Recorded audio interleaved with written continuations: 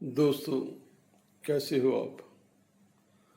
आज मैं आपके साथ एक बहुत ही इम्पोर्टेंट विषय पे बात करने वाला हूँ। वो विषय ये है कि ओल्ड एज पेंशन कैसे प्राप्त की जाए, यानी कि बुढ़ापा पेंशन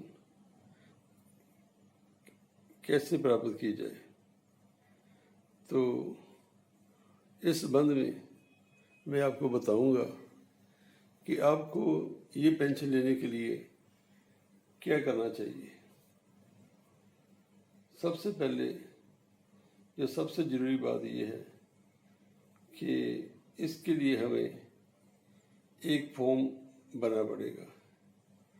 ये form department of social security and women and child development department की ओर से जारी किया गया है। तो ये फॉर्म आपको सुविधा सेंटर से भी मिल सकता है और आप इसे डाउनलोड भी कर सकते हैं।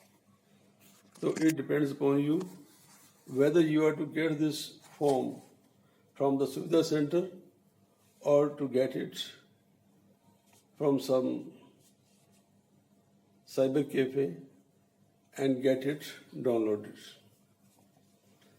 तो जब ये फॉर्म आपके पास आ जाता है तो इसको इस प्रकार से भरा जाएगा। इस फॉर्म में पार्ट 1 है और उसमें बेनिफिशियरी की जो डिटेल्स हैं, जिस व्यक्ति को ये पेंशन चाहिए है तो उसकी डिटेल इसमें भरी जाएगी। जैसे कि सीरियल नंबर 1 पर है नाम, सीरियल नंबर 2 पे है पिता का नाम, उसके बाद है उसकी जन्मतिथि, सीरियल नंबर 4 पे है उसका जेंडर, मेल फीमेल ट्रांसजेंडर जो भी है। सीरियल नंबर 5 पर है उस व्यक्ति का मैरिटल स्टेटस, यानी ब्याह बारे इंफॉर्मेशन देनी है कि वेदर वो आदमी मैरिड है, अनमैरिड है, डाइवोर्स्ड है, सेपरेटेड है या विडोड है। तो हमें संबंधित जो बॉक्स है उसको टिक मार्क कर देना है। सीरियल नंबर 6 पे लिखा है स्पाउस का नाम, तो यहाँ पर हमें अपने पति या पत्नी का नाम लिखना है जो हम पर लागू होता है। अगर औरत है तो उसको अपने मर्द का नाम लिखना होगा और अगर आदमी है तो इस कॉलम में उसको अपने पत्नी का नाम लिखना होगा। सीरियल नंबर 7 पर है मोबाइल नंबर, सीरियल नंबर 8 पे है रीजन कि आप पेंडू इलाके में रहते हैं या के शहरी इलाके में। तो उसके बाद आ जाएगा परमानेंट एड्रेस, फिर आ जाएगा आपका पिन कोड, तहसील, जिला वगैरह वगैरह। और जो सीरियल नंबर 14 है उसमें आपको डिटेल देनी है अगर आप किसी गांव में रहते हैं तो। उसके बाद आ गया इस फॉर्म का पार्ट नंबर 2। पार्ट नंबर 2 में हमें जिस व्यक्ति ने ये पेंशन लेनी है तो सीरियल नंबर 1 में हमें भरना है कि उस व्यक्ति की सालाना आमदन क्या है सभी सोर्सेज से। सीरियल नंबर 2 में है whether he belongs to reservation category, तो जो कैटेगरी है आपकी उसको आपने टिक करना है। इसके बाद आएगा आधार नंबर लिखना है यहाँ पे सीरियल नंबर 3 पर, और सीरियल नंबर 4 और 5 ये ऑलरेडी फिल्ड है, इसमें कुछ लिखने की ज़रूरत नहीं है। आगे आ गया इस फॉर्म का पार्ट नंबर 3। पार्ट नंबर 3 में आपको बैंक डिटेल्स देनी है, जैसे कि जिस बैंक में आपका अकाउंट नंबर है उस बैंक का नाम देना है। नंबर 2 में आपने देना है उस बैंक का IFSC कोड, ठीक है। और जो सीरियल नंबर 3 है इस पार्ट का, वहाँ पर आपने ब्रांच नेम, ब्रांच का नाम और उसका पता देना है। तो सीरियल नंबर 4 पर आपने देना है अकाउंट नंबर, ठीक है, कि आपका बैंक में जो अकाउंट है उसका नंबर क्या है। तो इसके अलावा जो डॉक्यूमेंट्स इस एप्लीकेशन के साथ लगाने हैं वो इस प्रकार हैं। आपको अपनी पासबुक, जो बैंक की पासबुक है ना, उसका जो फर्स्ट पेज होता है उसकी उस पासबुक के फर्स्ट पेज की कॉपी इसके साथ अटैच करनी है, ठीक है। और दूसरा डॉक्यूमेंट है डेट ऑफ बर्थ का प्रूफ आपको देना है। डेट ऑफ बर्थ का प्रूफ देने के लिए आप वोटर कार्ड दे सकते हैं, वोटर लिस्ट दे सकते हैं, मैट्रिकुलेशन सर्टिफिकेट दे सकते हैं, ठीक है, और certificate from register birth and death भी दे सकते हैं। और इसके अलावा आधार कार्ड की कॉपी भी दे सकते हैं, ठीक है।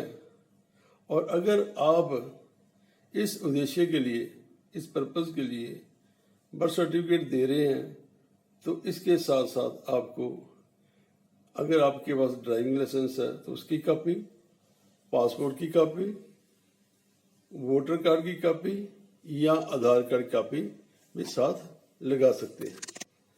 तो ये हो गया कि आपको इस एप्लीकेशन के साथ कौन कौन से डॉक्यूमेंट्स सबमिट करने हैं।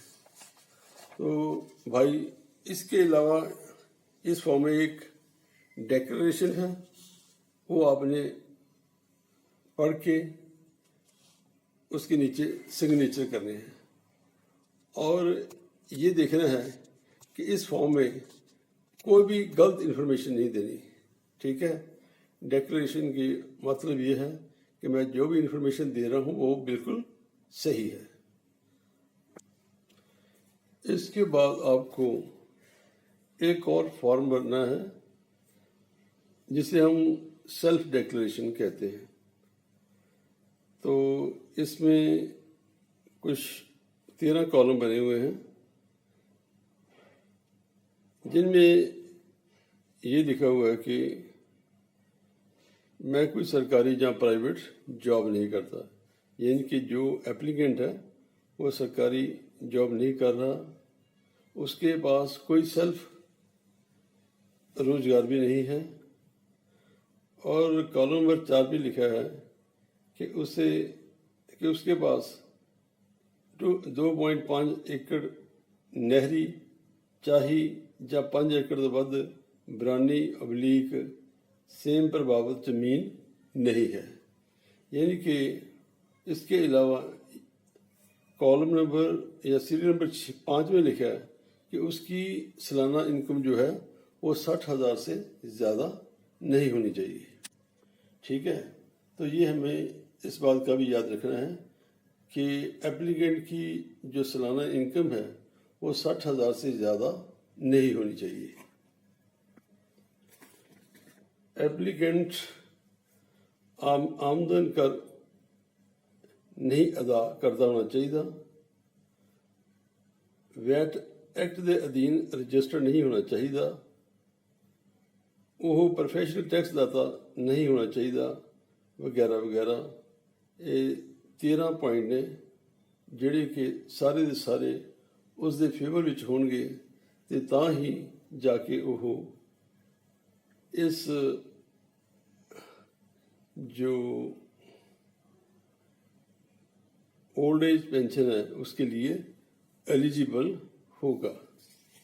सो इसके अलावा पेज फर्स्ट पर उसको एक सेल्फ अटेस्टेड फोटो लगानी है, उस आदमी ने लगानी है जिसने ये ओल्ड एज पेंशन अप्लाई कर रहा है, ठीक है।